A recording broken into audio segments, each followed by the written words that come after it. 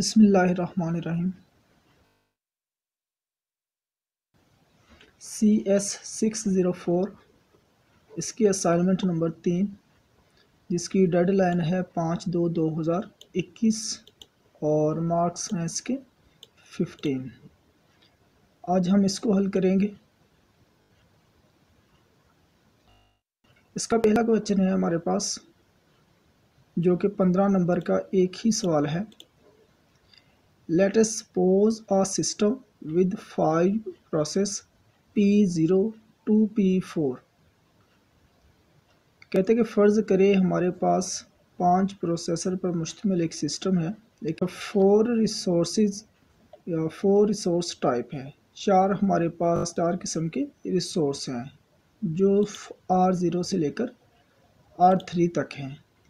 R0 के पास 9 instances हैं और R1 has 3 instances, R2 has 2 instances और R3 हैज़ 2 इंस्टेंसेस।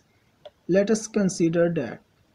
पहले तो इस पर आएँ कि ये है क्या, इसको समझने की कोशिश करें। हमारे पास 5 प्रोसेसर जो कि नीचे हमें टेबल में दिए गए हैं। पहले का नाम P0 है, दूसरे का नाम P1 है, तीसरे का नाम P2 है, चौथे का नाम P3 है और पांचवें का नाम क्या है, P4।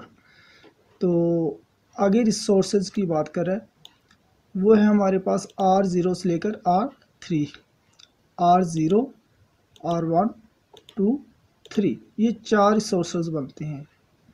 अब रिसोर्सेज से मुराद यहाँ पर प्रिंटर भी हो सकता है, रैम भी हो सकती है, हार्ड भी हो सकती है, एनी वन कोई भी डिवाइस जिसको हम इस सिस्टम में इस्तेमाल कर सकते हैं रिसोर्स के तौर पर हो सकती है। तो इसको इस मिसाल से भी आसानी के साथ समझा जा सकता है कि आपके पास एक लैब है, लैब के अंदर कंप्यूटर मौजूद हैं और वहाँ पर आपके पास प्रिंटर भी हैं। तो प्रिंटर जो है वो रिसोर्सेज हैं और कंप्यूटर जो है वो आपके प्रोसेस हैं। तो अब आपने इस टेबल के ज़रिए से ये फाइंड करना है कि क्या जितने मेरे पास प्रिंटर ऑलरेडी पड़े हुए हैं, क्या इतने से ही मुझे कोई मसला तो नहीं बनेगा काम के दौरान, मेरा काम इजीली चलता रहेगा, या मुझे और प्रिंटर्स की ज़रूरत है। तो इस टेबल को ये जो बना हुआ है या जिसको अब हम कंप्लीट करेंगे, लैपटॉप के अंदर भी लिखा हुआ है ना, बैंकर एल्गोरिथम। इसको बैंकर एल्गोरिथम या डेडलॉक अवॉइडेंस भी बोलते हैं। अब डेडलॉक अवॉइडेंस क्या होता है? डेडलॉक अवॉइडेंस इस तरह से है कि एक ही दरवाजे से एक शख्स बाहर आ रहा है और एक शख्स अंदर दाखिल हो रहा है। अब रास्ता इतना ही है कि अगर एक गुजरेगा तो दूसरा दाखिल होगा। तो अब वो दोनों ही आमने सामने आकर खड़े हो जाते हैं, ना पहले अंदर वाला बाहर आता है ना बाहर वाला अंदर जा सकता है। तो अब वो दोनों शख्स एक जगह पर ही वेट कर रहे हैं। तो ऐसी कंडीशन जब कंप्यूटर के या इस ऑपरेटिंग सिस्टम में पैदा हो जाए कि उसको जो 2 टास्क दिए गए हैं, दोनों टास्क आमने सामने आ जाए और दोनों ही वेटिंग में चले जाएं, तो हम उसको डेडलॉक कहते हैं। और डेडलॉक अवॉइडेंस होता है कि ऐसी कंडीशन जिसमें हम डेडलॉक से बचते हैं, ऐसी सूरत हाल से बच सकते हैं कि हमारा वक्त भी बच जाए और हमें परेशानी भी ना हो। तो बैंकर एल्गोरिथम भी इसी को बोलते हैं। इसकी मदद से हम यही फाइंड करते हैं कि हम किस तरह से डेडलॉक से बच सकते हैं। तो असाइनमेंट के कुछ रूल्स हैं, इसको देखिएगा कि एक तो आप लोगों ने आफ्टर दी ड्यू डेट जो है असाइनमेंट जमा नहीं करवानी, नहीं तो आपके 0 मार्क्स लगेगा। और इसी तरह आपकी फ़ाइल जो है वो ओपन होनी चाहिए, करप्ट नहीं होनी चाहिए। अगर करप्ट या ओपन नहीं होती तब भी आपको 0 मार्क्स मिलेगा। इस तरह आपकी जो फ़ाइल है वो कॉपीड नहीं होनी चाहिए। अब ये जो तीसरी कंडीशन है इसमें इस बार लचिक होगी क्योंकि सभी के पास एक ही टेबल आया होगा, आप उसको एक ही तरतीब से बना सकते हैं, इसमें कोई हर्ज नहीं। चौथी जो है बहुत इम्पोर्टेंट, वो ये है कि आप लोगों ने इसको DOC या DOCX फॉर्मेट में ही सेंड करना है। इसके अलावा किसी भी फॉर्मेट में आपने इसको सबमिट नहीं करवाना, PDF हो, इमेज हो, जिप हो, RAR हो, PPT वगैरह।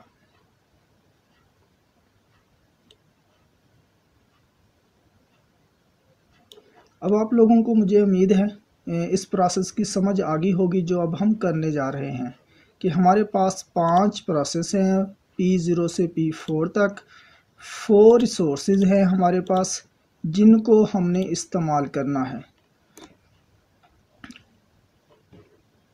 एलोकेशन देखेंगे क्या है। एलोकेशन से मुराद वो चीज़ है या वो रिसोर्सेज हैं जो हम इन प्रोसेसेस को पहले ही अलॉट कर चुके हुए हैं।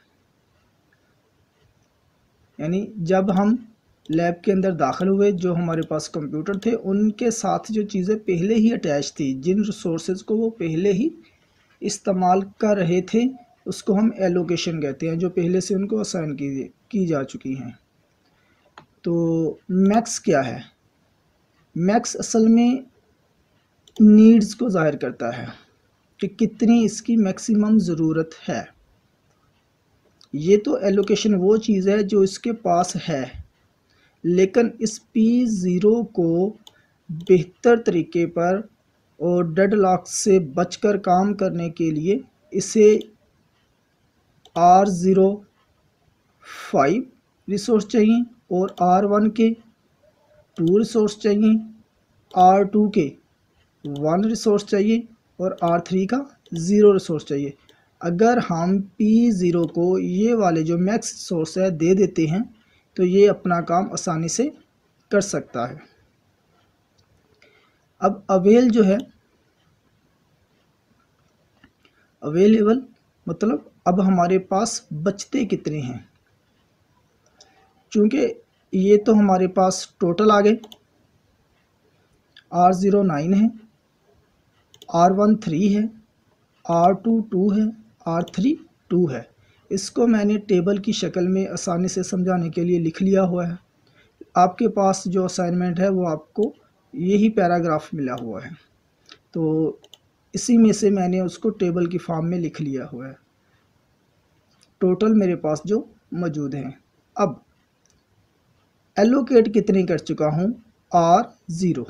इसको मैं काउंट करता हूँ 3 2 5 2 7। इसमें से R0 जो है, इसमें से 7 जो है मैं पहले ही एलोकेट कर चुका हुआ हूँ। और इसी तरह R1 को देखूँगा, R1 में 1 2, इसको मैं पहले से ही एलोकेट कर चुका हूँ। और इस तरह R2 को देखेंगे, इसमें से भी 2 को मैं पहले ही एलोकेट कर चुका हूँ। और फिर R3 को देखें, इसमें भी मैं ऑलरेडी 2 जो है वो एलोकेट कर चुका हुआ हूँ। तो ये जो मैंने टेबल टोटल और एलोकेट का बनाया हुआ है, ये आसानी के लिए बनाया है ताकि हमें ये टेबल हल करने में मदद फराहम करे। तो अब आपको ये अंदाज़ा हो गया कि टोटल आपके पास जो इंस्टेंसेस या रिसोर्सेज हैं वो कितने हैं और आप जो है एलोकेट कितने कर चुके हुए हैं। ये टेबल की मदद से देखना आसान हो गया हुआ है। तो अब अवेलेबल से मुराद है कि अब हमारे पास बाकी कितने हैं, हमारे पास अवेल कितने हैं, क्योंकि टोटल तो ये हैं हमारे पास जो ऊपर मैंने लिखे हुए हैं और इनमें से कुछ एलोकेट कर दिए हुए हैं। तो अब हम करेंगे क्या, जो टोटल है उनमें से जो एलोकेट किए हुए हैं उनको माइनस कर देंगे, तो हमारे पास अवेलेबिलिटी या अवेलेबल जो रिसोर्सेज हैं वो आ जाएंगे। अब R0 मेरे पास 9 थे, तो उसमें से मैंने 7 को निकाल दिया क्योंकि ये मैं ऑलरेडी एलोकेट कर चुका हुआ हूँ। तो बाकी मेरे पास R0 कितने बच जाएंगे? 2। तो R0 मेरे पास 2 बचेंगे। इस तरह R1 को देखूँगा, टोटल मेरे पास 3 थे, 2 मैं ऑलरेडी एलोकेट कर चुका हुआ हूँ, तो मेरे पास R1 जो है वो 1 बच गया। इस तरह R2 है, ये मेरे पास टोटल 2 हैं और 2 ही मैं एलोकेट कर चुका हूँ, तो मेरे पास 0 बचेगा। और R3 है, मेरे पास 2 हैं और 2 ही मैं एलोकेट कर चुका हूँ, तो मेरे पास अब 0 बाकी है। तो ये जो टेबल हमें असाइनमेंट के अंदर मिला हुआ था, उम्मीद है आप लोगों को इसकी समझ आ गई होगी। अगर फिर भी कोई कन्फ्यूज़न हो तो आप लोग कमेंट में मुझे कमेंट कर सकते हैं। जी, तो ए जुज़ में हमें ये कहा गया है इसके पहले पोर्शन में कि calculate the need matrix for each process P0 to P4 from the informative given in the table.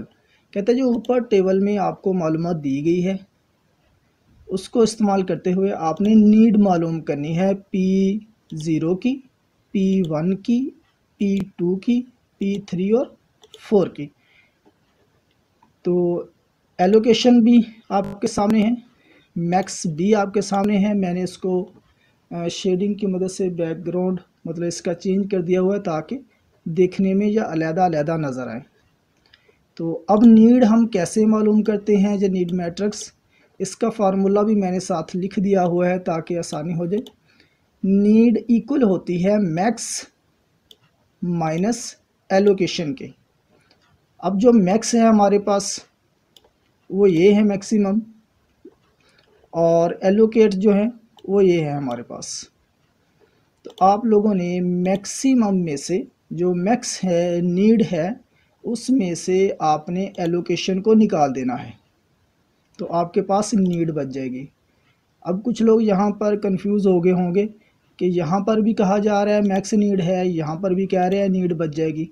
Max need से मुराद ये है, यानी एलोकेशन वो चीज़ है जो ऑलरेडी P0, 1, 2, 3 और 4 के इस्तेमाल में है, और मैक्स वो है जो P0, 1, 2, 3 और 4 को अपना काम मुकम्मल करने के लिए चाहिए।